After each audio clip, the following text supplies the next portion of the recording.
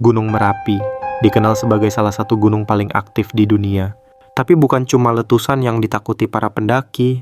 Konon ada yang jauh lebih mengerikan daripada lahar, yaitu suara yang memanggil dari balik kabut.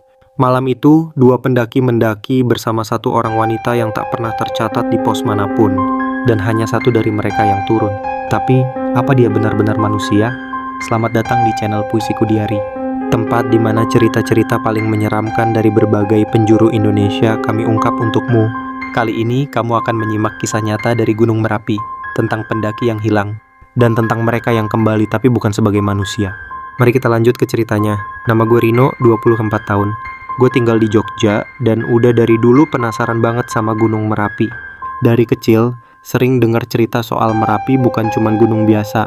Katanya ada penjaganya, ada tempat yang harus lo lewatin dengan hati-hati, dan yang paling serem, jangan pernah naik pas malam Jumat. Tapi ya, dasar anak muda. Makin dibilang jangan, makin penasaran. Waktu itu hari Rabu sore, gue dan dua temen gue, Tio sama Sari, mutusin buat muncak ke Merapi. Kita udah siapin logistik, tenda, jaket, senter, GPS, semua lengkap. Tapi satu hal yang gue baru nyadar belakangan. Kita naiknya bakal nyampe pos 2 pas malam Jumat. Tio sempet ngomong, Rin, lu tahu nggak? Kata orang sini kalau naik Merapi tuh jangan pas malam Jumat. Soalnya katanya pintu dunia lain kebuka. Gue ketawa. Yah, orang Indonesia mah semua malam serem dibilang malam Jumat. Sari cuman diem. Tapi gue inget banget tatapan dia waktu itu. Bukan takut, tapi kayak mikir keras. Kita mulai jalan dari base camp jam 3 sore. Matahari masih ada, kabut tipis-tipis mulai turun. Di sepanjang jalan nggak ada yang aneh. Sampai akhirnya maghrib kita sampai di pos bayangan. Kita putusin buat istirahat sebentar. Tapi pas buka jaket gue lihat ada bapak-bapak duduk di pinggir batu. Pakai jaket coklat lusuh nunduk. Gue kira porter, tapi anehnya dia nggak bawa tas, nggak bawa apa-apa. Tio nyeletuk, Pak mau naik juga? Bapak itu cuma nengok pelan, mukanya pucet, tapi matanya hitam semua, nggak ada putihnya. Gue langsung merinding dari ujung kaki sampai leher. Sari narik tangan gue, bisik pelan, Rin, jalan sekarang, jangan lihat belakang. Tanpa tanya kenapa gue nurut. Kita bertiga langsung jalan ngebut, napas ngos-ngosan, tapi gue ngerasa ada yang ngikutin. Gue sempet nengok.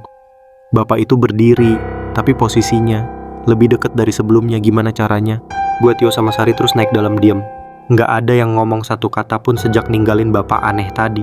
Nafas sudah mulai berat, tapi gue tahu ini bukan cuma karena capek. Ini karena panik, karena takut. Langit udah makin gelap, kabut mulai tebel. Lampu senter di kepala kita bertiga nyorot sempit, tapi suasana malah kerasa makin mencekam. Tiba-tiba Sari nyolek tangan gue. Lo denger nggak? Apa? Ada yang ngikutin dari belakang, langkah kaki. Gue langsung diam mengatur napas, dan bener, tap tap tap. Langkah kaki, ritmenya beda sama langkah kita. Agak berat, kayak nyeret. Tapi kalau gue berhenti, langkah itu juga berhenti. Kalau gue jalan, dia ngikut. Tio juga akhirnya sadar. Dia nengok ke gue, mukanya udah pucet. Gue juga dengerin suara dari tadi. Sari tambah panik. Dia tarik napas panjang, lalu tiba-tiba bilang, jangan nengok ke belakang. Apapun yang terjadi, jalan terus. Kita bentar lagi sampai pos 2, di sana aman. Emang kenapa sih, Sar? Gue tanya. Di Merapi, kalau lo disapa atau lihat sosok tertentu, lo nggak boleh tanggapi. Apalagi nengok ke belakang. Itu bisa jadi jebakan. Gue makin takut. Tapi ya, kita bertiga jalan terus. Sampai akhirnya kita lihat pelang kayu samar-samar bertuliskan pos 2, Pasar Bubrah.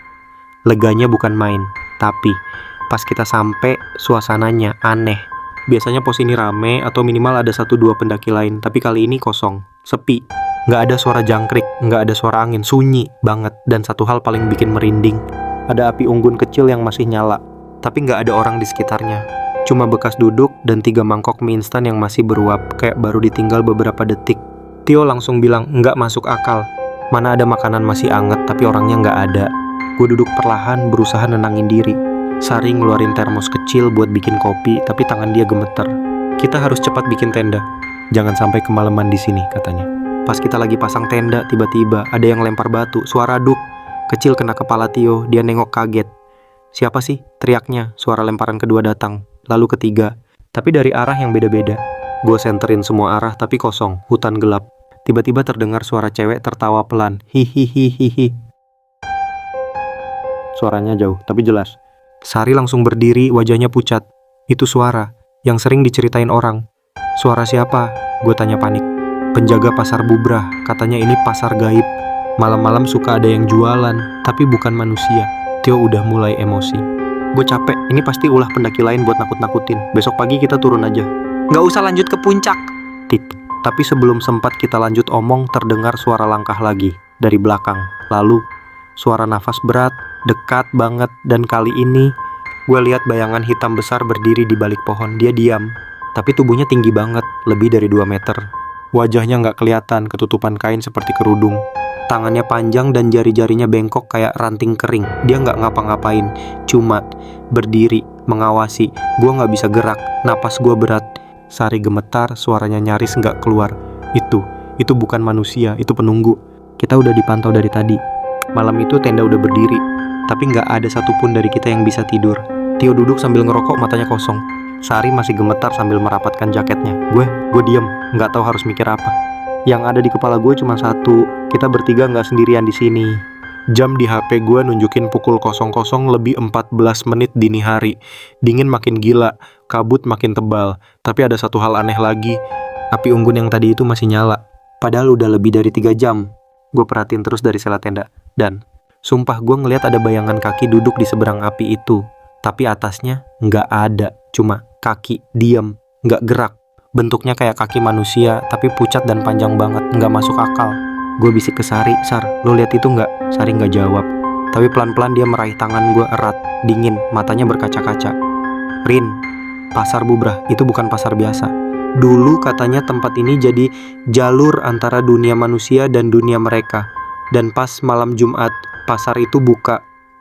Terus kita harus gimana? Jangan keluar tenda, apapun yang lo dengar, apapun yang lo lihat, jangan keluar."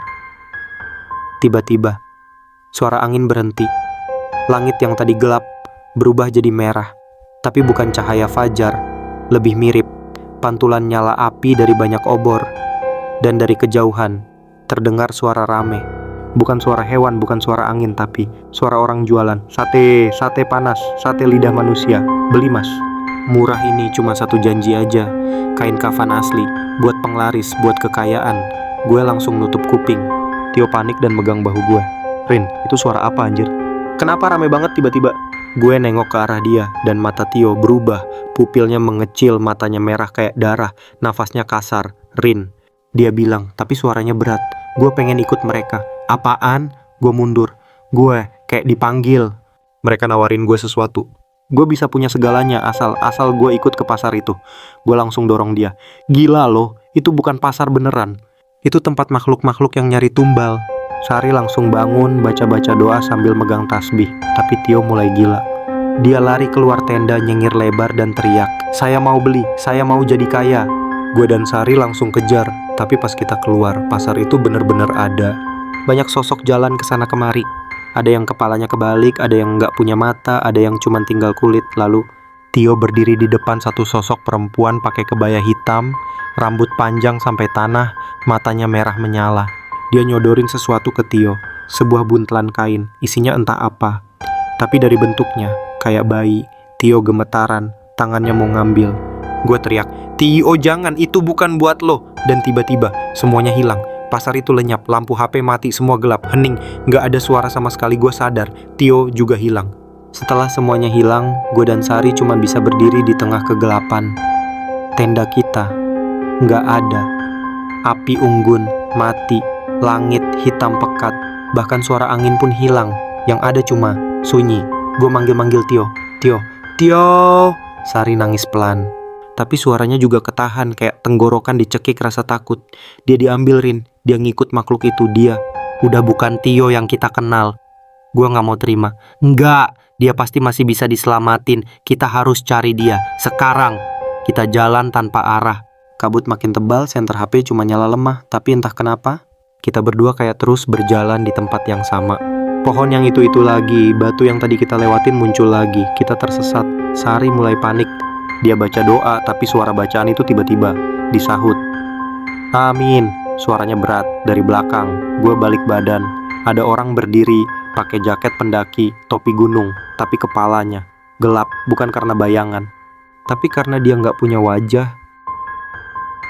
Cuma kulit datar, mulus, nggak ada mata, hidung, mulut. Tapi entah gimana gue bisa ngerasa dia senyum. Seneng banget lihat kita nyasar. Sari pingsan. Gue langsung panik, gendong dia dan lari sekuat tenaga. Tapi makin gue lari, gue makin masuk ke jalur yang aneh. Sampai akhirnya gue nemu pos kecil dari kayu tua. Di depan pos itu ada papan kayu lusuh bertuliskan, "Selamat datang pendaki, yang masuk belum tentu kembali." Gue taruh Sari pelan-pelan, dia mulai sadar. Tapi mata dia langsung terbuka lebar. "Rin, kita masuk jalur terlarang." "Maksud lo?" "Ini, jalur pendaki yang hilang. Jalur gaib. Jalur yang cuma muncul kalau Merapi ngebuka pintu dunianya." Gue terdiam, merinding, gue nyadar. Kita bukan lagi di jalur pendakian biasa, kita masuk ke tempat yang gak bisa dicari pakai peta. Tiba-tiba dari balik kabut muncul sosok orang jalan pelan. Mukanya ketutupan kupluk, bajunya compang-camping. Gue teriak, "Mas, maaf, kita nyasar, bisa bantu?" Dia diem, lalu duduk di depan kita. Pelan-pelan dia buka kupluknya, dan gue langsung pengen muntah. Separuh mukanya udah bolong, matanya tinggal satu. Daging pipinya sobek dan tulangnya kelihatan, tapi dia bisa ngomong. "Saya dulu juga pendaki, sama kayak kalian. Tapi saya milih jalan yang salah, saya nggak nurut. Saya ambil sesuatu dari pasar bubrah. Dan sekarang, saya nggak bisa turun." "Loh, udah berapa lama di sini?" Dia senyum nyaris tanpa bibir. "Tahun pertama saya masih bisa ngerasa lapar. Tahun kelima saya udah lupa rasanya tidur. Sekarang, saya nggak tahu saya siapa." Gua gemetar. Tolong tunjukin jalan keluar." Dia berdiri jalan pelan. "Saya cuma bisa nganter kalian sampai batas. Selebihnya, kalian yang pilih.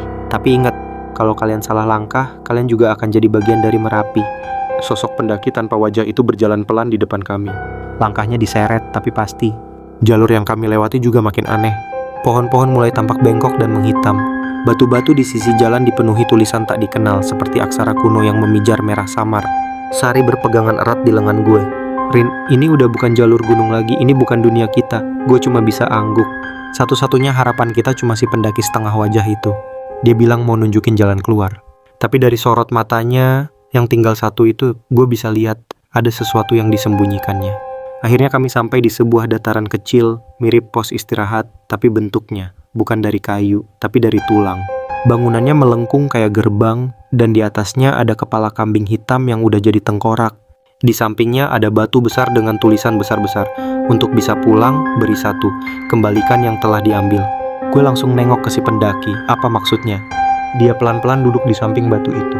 Suaranya pelan, berat, seperti menahan beban bertahun-tahun. "Tio, dia udah ngambil sesuatu dari pasar, sesuatu yang bukan haknya. Sekarang untuk bisa keluar dari jalur ini kalian harus kembalikan, atau ganti dengan sesuatu." Sari langsung megang kepala, matanya mulai berlinang. Dia ambil buntelan, isinya. Dia nggak bisa lanjutin, tapi gue tahu Tio udah ambil bayi gaib sebagai bentuk perjanjian.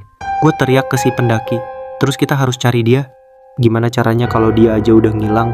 Dia ngeluarin sesuatu dari kantong jaketnya, selembar kain merah kusam. "Ini, penanda. Kain ini akan nunjukin kalian jalurnya. Tapi peringatan gue cuma satu, jangan bicara dengan siapapun selama pencarian. Banyak makhluk yang bisa nyamar jadi orang yang kalian kenal, termasuk Tio." Sari panik. "Maksudnya, Tio juga bisa jadi bukan Tio lagi?" Dia angguk. "Kalau dia udah menerima pemberian dari mereka sepenuhnya, dia cuma bisa kembali kalau ada yang mau gantikan tempatnya." Diam, sunyi. Nggak ada yang bisa bilang apa-apa. Satu-satunya cara keluar dari tempat ini adalah mengembalikan Tio atau menyerahkan orang lain sebagai pengganti, dan itu berarti gue dan Sari harus memutuskan, berani nyelamatin sahabat atau rela kehilangan semuanya demi bisa turun dari gunung ini hidup-hidup. Akhirnya kami ambil kain merah itu. Langkah pertama pencarian dimulai. Kabut makin tebal. Angin mulai terdengar seperti bisikan. Di kanan kiri jalan mulai terdengar suara-suara dari semak-semak. "Rino, Sari, aku di sini. Temenin aku dong. Kalian sahabat aku kan?" "Aku, kedinginan. Bantuin aku." Itu suara Tio. Tapi dari banyak arah sekaligus. Sari nutup telinga. Gue pegang tangannya erat. "Jangan percaya, ingat kata pendaki itu. Tio yang bener nggak akan manggil kita duluan. Kita yang harus temuin dia." Dan benar saja.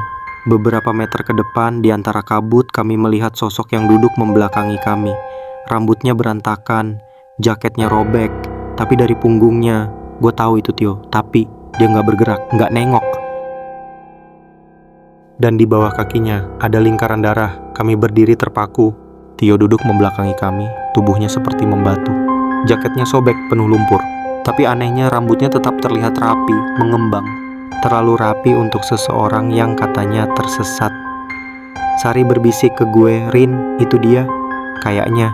Tapi perhatiin deh, kenapa dia duduk di tengah lingkaran darah. Lingkaran itu besar, diameternya mungkin 2 meter, dengan simbol aneh melingkar. Tanahnya lebih merah dari tanah sekitar dan baunya kayak besi karat, kayak darah beneran. Gue melangkah pelan, pegang kain merah pemberian si pendaki setengah wajah. Kain itu mulai hangat, lalu makin panas setiap gue mendekat ke lingkaran. Tanda bahwa yang kami cari ada di dalam sana. Tapi pas gue mau masuk, tiba-tiba, Rin, suara Tio, tapi berat, dalam, jangan masuk. Dia ada di dalam badan gue. Gue langsung berhenti. Jantung gue kayak berhenti berdetak. Dia, siapa dia? Sari udah mau nangis. Tio, kalau lu masih bisa dengar suara gue, lawan dia, ayo pulang. Tapi Tio berdiri, perlahan, badannya gemetar. Lalu dia berbalik, matanya hitam pekat, bibirnya sobek sampai ke pipi. Tapi dia tersenyum. Kenapa kalian mau nolongin aku? Aku udah milih. Aku udah ngerasain enaknya dunia mereka. Gak ada rasa lapar, gak ada capek, gak ada kecewa. Gue gemetar. Itu bukan lo, Yo, itu bukan suara lo. Dia ketawa kecil. Aku boleh balik. Asal ada yang gantiin aku di sini. Tiba-tiba kabut menggulung dengan cepat dan dari balik pepohonan muncul wanita berbaju hitam pekat, rambutnya menyapu tanah, matanya menyala merah. Kulit wajahnya penuh luka dan ulat menggeliat di sela-sela bibirnya. Dia berdiri di samping Tio lalu berkata, pilihannya sederhana, bawa dia pulang. Dan satu di antara kalian ganti posisinya, atau kalian bertiga tinggal di sini selamanya. Gue dan Sari saling pandang. Lo jangan ngelakuin ini, Rin. Gue gak bisa kehilangan kalian berdua. Gue bingung, takut. Tapi tiba-tiba kain merah di tangan gue mulai berkibar sendiri, lalu melilit pergelangan tangan gue. Tiba-tiba ingatan masuk ke kepala gue. Gue ngeliat masa kecil gue sama Tio. Main sepeda, berantem, damai. Tio ngelindungin gue waktu gue dibully. Dia yang nyemangatin waktu gue gagal masuk kuliah. Tio selalu ada buat gue. Gue peluk kain itu erat. Gue gantiin tempatnya. Peluk kain, gantiin. Sari jerit. Jangan, Rin, jangan. Tio diam. Lalu tubuhnya jatuh, tak sadarkan diri. Wanita itu tertawa kecil. Senang, bagus. Kau sudah memilih. Maka sekarang tempatmu di sini selamanya. Gue berdiri pelan. Tapi sebelum gue masuk ke lingkaran, Sari nekat nyeret tubuh Tio keluar. Lalu dia dorong gue keras dan dia yang masuk ke lingkaran. Maaf, Rin, lo masih punya orang tua. Gue anak tunggal dan gak ada yang nungguin gue di rumah. Selamat tinggal, Rin, bawa Tio pulang. Seketika lingkaran menyala merah terang. Kabut meledak. Suara teriakan menggema di hutan itu dan semua gelap. Gue kebangun dengan tubuh sakit semua. Kepala gue berat, napas ngos-ngosan dan mata gue buram. Suara burung samar-samar mulai terdengar. Udara dingin masih kerasa. Tapi kali ini bukan dingin mencekam kayak semalam. Ini dingin yang normal, dingin gunung. Gue langsung nengok ke samping. Tio ada di sana, tidur, nafasnya pelan, tangannya dingin tapi bergerak, dia hidup. Tapi Sari gak ada. Gue langsung berdiri, nyari-nyari ke segala arah, teriak nama dia. Sari, Sari jangan bercanda, kita udah keluar nih. Tapi yang ada cuma suara dedaunan dan angin. Gak ada kabut, gak ada suara pasar, gak ada wanita berambut panjang. Tapi ada satu hal aneh. Di sebelah tempat gue bangun ada batu, dan di atas batu itu ada foto. Foto gue, Sari, dan Tio waktu pertama kali naik gunung bareng 2 tahun lalu. Tapi wajah Sari di foto itu dilubangi, hilang. Gue ngerasa ada yang ngawas dari balik pohon, tapi gue gak berani nengok. Gue tahu ada yang belum selesai. Kami turun dari Merapi hari itu juga.